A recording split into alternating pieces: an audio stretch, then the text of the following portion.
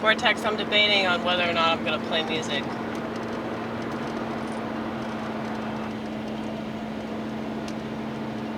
There are many people in the Vortex that really, really wish that I would not. For reasons that I agree with. But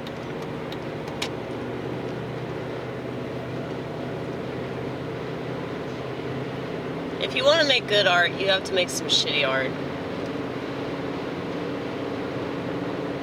And I would rather make shitty art that's important than make better art that's not that important, you know?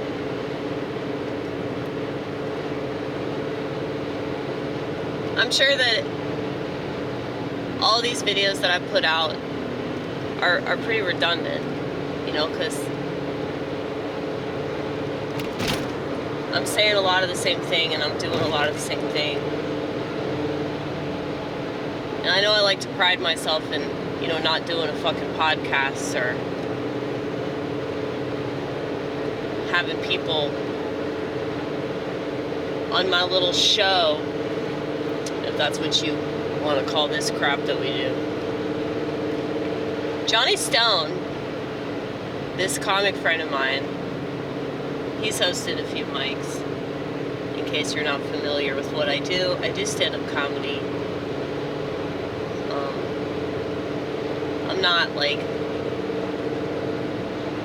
I'm not performing at Zanies or like any recognizable location. But yeah, Johnny asked me if I would do some stuff with him creatively, and I was like, you know, I'd just rather not. And he told me that he actually respects me more because I refuse to work with him on any creative project. Well, the thing is, it's not just him, it's like anybody. Like I've had so many people ask me to write with them and do comedy sketches and shit like that. I just won't do it because I'm not motivated in that way. Like, I'll write a whole sketch, or I'll write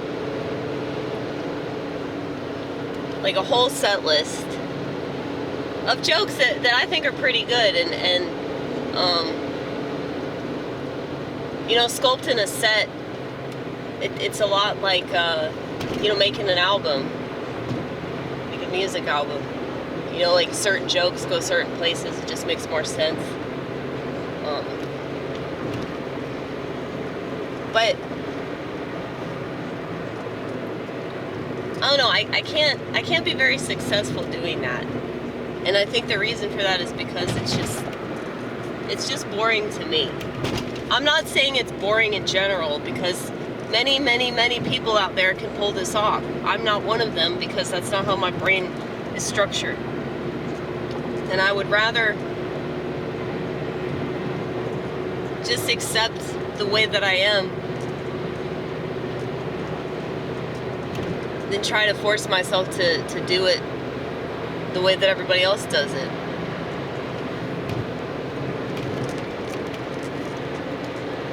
Because that's how everybody else looks at success.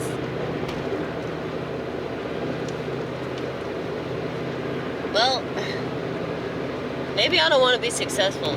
Maybe that's another thing too.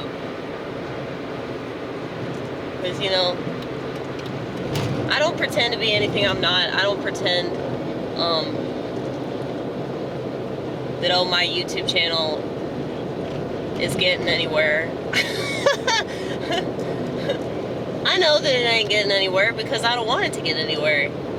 You know? I just lost 2 more subscribers on Rumble. Probably because of those 2 anti-Israel posters that I did. And I'm not holding back. So when it comes to certain things, like, you need to put your foot down. And I know that it's easier to beat around the bush. And I see a lot of people do that, and that's something that comics do so that they don't get canceled. So they'll say something that could potentially be politically incorrect, but then they'll make sure that people know that they're just kidding, okay? Well, I kind of ruin it for myself. Because I tell on myself up there, I'm like, this isn't a joke, actually. This is how I really feel. The reason that I've been soft on gays, if it seems like I'm soft on like the LGBT community, it's because like up until just a few years ago, like I was identifying that way, you know? I consider myself to be bisexual for the longest time.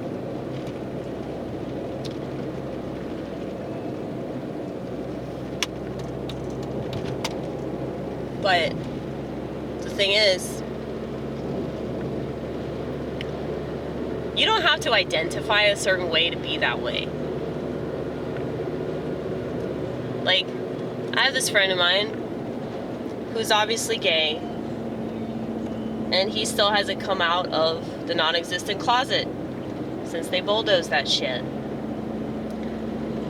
But, you know, his parents are really religious, and he doesn't agree with what that community does, so he doesn't want anything to do with it. And I think that this is a positive thing. The reason why I talk about schizophrenia is because it's very, very stigmatized.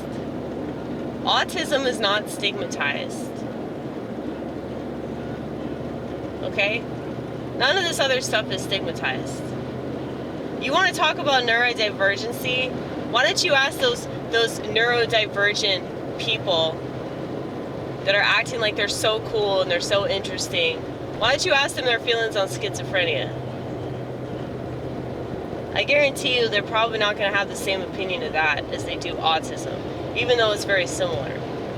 And the reason for that is because of the stigma. Now that people think it's cool to have autism, or they think of it as some sort of superpower,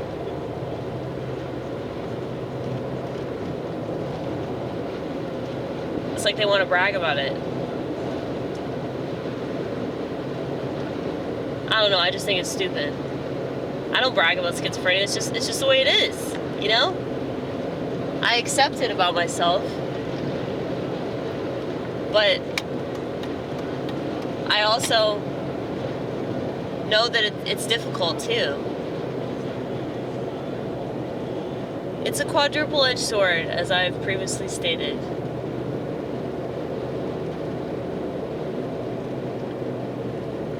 And, you know, when you try to run away from it, you know, it just follows you wherever you go. That's why it seems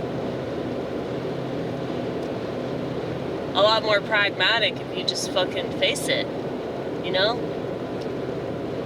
But I guess it's not pragmatic in the eyes of the world, but it's pragmatic to me, because it's like, I'm just gonna have to deal with it anyway, so I might as well just deal with it now. But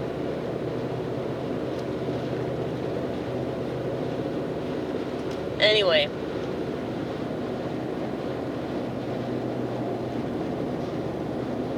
I don't understand why anybody's proud to be anything. Like, if it's not in your control, like, why are you proud of it? You know?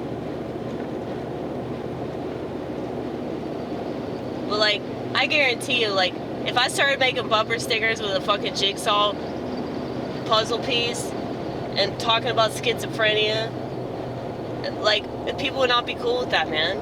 They would not be cool with it. If they can control mental illness as a narrative, then they can always control how people view themselves and view reality because of it. Just keep that in mind.